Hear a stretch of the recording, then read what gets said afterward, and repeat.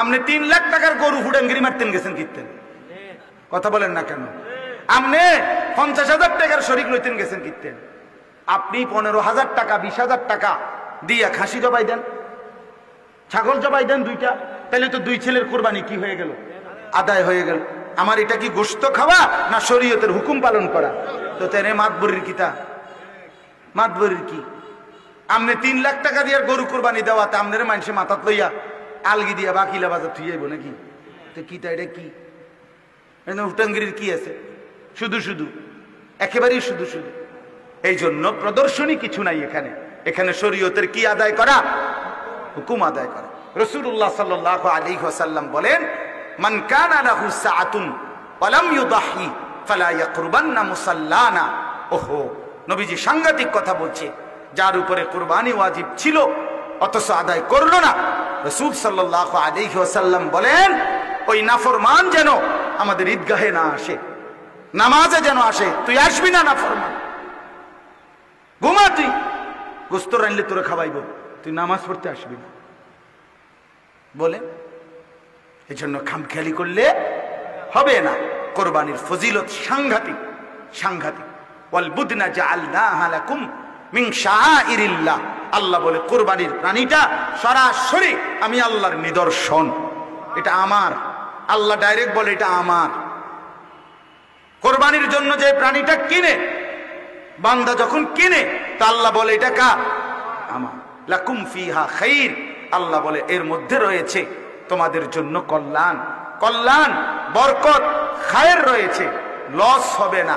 কোরবানি দিয়ে মার খেয়ে গেছো, আল্লাহর কসম নবী বলছে আল্লাহর ঘরের হজ করে কেউ কোনোদিন গরিব হয় না, আল্লাহর জন্য খরচ করে ফকির হবে না। যার খাজানায় সব তার জন্য দিয়া তিনি কি অভাবী মনে করছেন আপনি? নাউযুবিল্লাহ। হ্যাঁ, এই জন্য মাইয়া বিয়া দিয়ে মার খাইতে পারেন আপনি, ফুদ বিদেশ পাঠাইয়া মার খায়, আপনার বাড়ি বিল্ডিং করে মার খাইতে পারে, কিন্তু আল্লাহর ঘরে খরচ করে, হজ্জের জিয়ারত করে, আল্লাহর রাস্তায় খরচ করে কি হয় না? কোনোদিন কমে না। ইউরবিস সাদাকাত, আল্লাহ বলেন আমার রাস্তায় সাদাকা আমি ওয়াদা দিলাম, আমি এটা বাড়িয়ে থাকি। এই জন্য হজে ঠকে না, যাকাত দিলে ঠকে না, কোরবানি দিলে ঠকে না, আল্লাহর রাস্তায় মসজিদ মাদ্রাসায় অতি অসহায় এতিম গরিবকে দিলে ঠকে না, বরং বাড়ে। কি হয় বলেন না কেন? বাড়ে। এই জন্য মসজিদে দান করবেন, মাদ্রাসায় দান করবেন, অসহায়কে দান করবেন, এতিমকে দান করবেন, বিধবাকে দান করবেন, দুস্থকে দান করবেন, কোরবানি আদায় করবেন।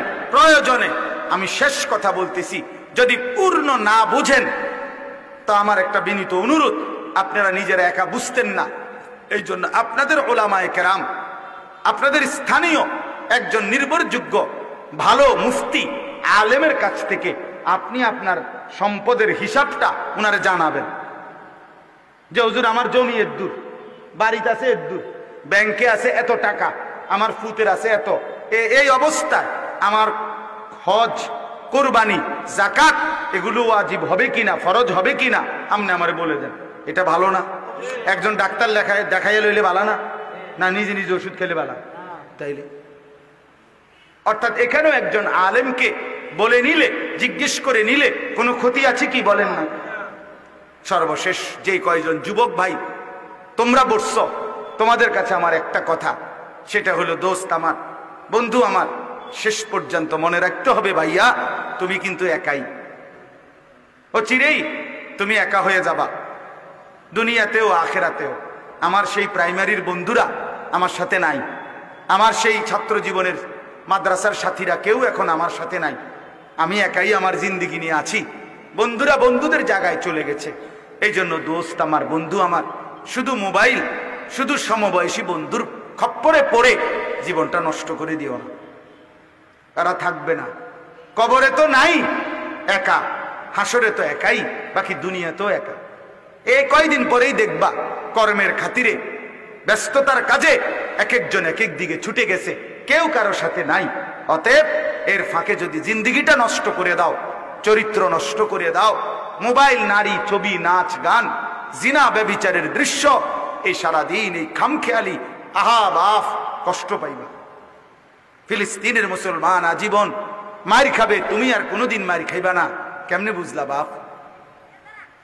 রোহিঙ্গা মুসলমান আজীবন কষ্ট পাবে, তুমি কোনোদিন কষ্ট পাবা না, এই নিশ্চয়তা তোমাকে কে দিল বাপ?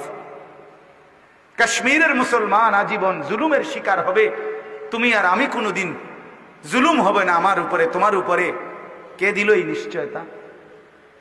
হ্যাঁ, আল্লাহ আমাদেরকে বুঝার তৌফিক দান করেন। আল্লাহ তাআলা আমাদের প্রত্যেককে কবুল করেন। এই মাদ্রাসা হযরত সুমাইয়া রাদিয়াল্লাহু তাআলা আনহা মহিলা মাদ্রাসা আল্লাহ কবুল করেন। আজকে আপনারা বাবা ভাই এসেছেন, পর্দার আড়ালের মা বোন এসেছেন, মাদেরকে বলি পর্দা করেন, আপনারা বুঝে আপনাদের কোরবানি আদায় করেন, আপনারা কষ্ট করেন, আপনারা কোরবানির হুকুম যাদের ওয়াজিব হয়